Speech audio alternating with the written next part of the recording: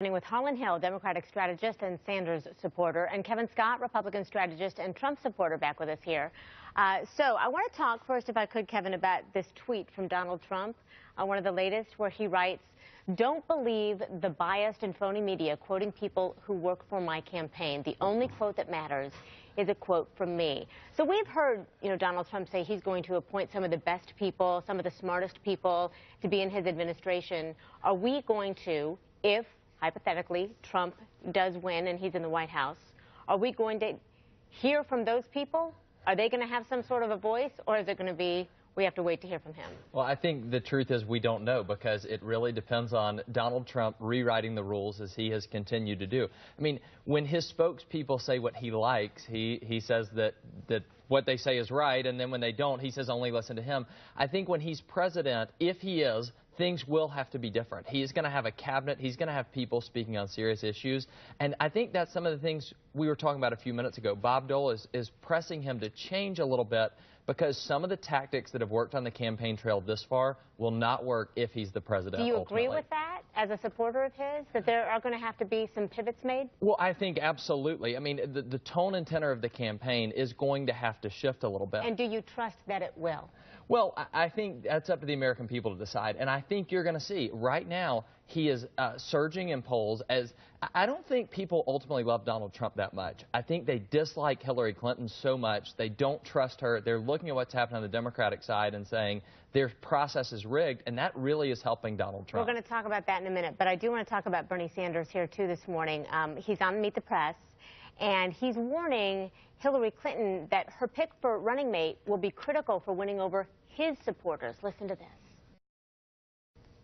That means having a candidate who can excite working families, excite young people, bring them into the political process, create a large voter turnout.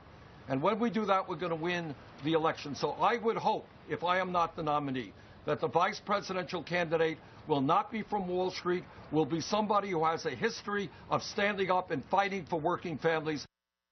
Okay, so obviously, credit where credit is due. He was asked a question and he answered it. For that, certainly, kudos. But Harlan, I'm wondering, for a man who has vowed to stay in this race all the way through the convention, he is not backing up, why would he have a conversation and give thoughts as to who the vice president should be if Hillary Clinton is the nominee? Well, I think he's actually really speaking to a strain of thought amongst Democrats, non-Clinton Democrats, that Hillary Clinton needs to really pay more than just lip service to Sanders supporters and people that are discontent with the establishment. I mean, frankly, we remember that she has a 30-year track record of lies, deceit, and fraud. She's an incredibly flawed candidate that people just don't trust when you look at the polling. We remember her stance on NAFTA and TPP before she changed it. We remember that she enabled a sexual predator, her husband, for decades, and his misbehavior and mistreatment of women. But there are a lot of people that support her, too. It's not as though he has this thing wrapped up. It's not as though he has this nomination wrapped up. But he's vowed to fight to the end. So I'm just wondering why he would even entertain that thought. Well, to be honest, I mean, he can continue to fight to the end, and I think that he may be the last man standing if she's indicted, which is not a foregone conclusion, but we'll see. Well, yeah, no. No, I mean, it's certainly possible. Okay. At this point, I think anything's possible, isn't it? I think a lot of us would say that. Hey, I do have some sound that I'd like you to listen to. You just really glossed over that. I mean, this is like a central issue in this campaign. Donald Trump's going to make it. I mean, make it one in the fall. And so as Democrats, I think that we should be talking about it. That and Benghazi. She has the blood of an American ambassador on her hands. Look, nobody has glossed over it. It has been talked about. I just want to make sure that when I've got some sound I want to get to, and I want to get your opinion on this, too, before we run out of time. Last night in Florida, the Libertarian Party candidates held the debate. Listen to the moment when they were asked which is the lesser of two evils, Hillary Clinton or Donald Trump. As between the Democratic Party or the Republican Party, which is the most anti-freedom, anti-libertarian? Or put another way, from a libertarian point of view, which is the lesser of two evils?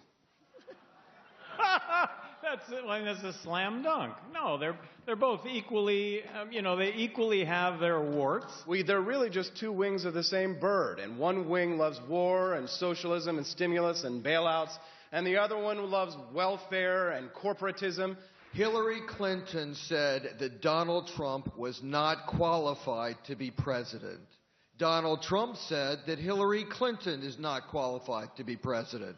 For the first time, I think they're both right. The lesser of two evils is still evil. What we are dealing with are two machines. That's all they are. They have no heart, they have no soul. Both equally evil, and to ask which one is the lesser evil is like asking my favorite STD. I don't have one. Okay. Your reaction, Kevin, first of all, to that. Yeah, I mean, obviously they're not a big fan of Donald Trump or Hillary Clinton. Here's the truth. You would think with such high negatives for both Hillary Clinton and Donald Trump that a serious party challenger would have a shot.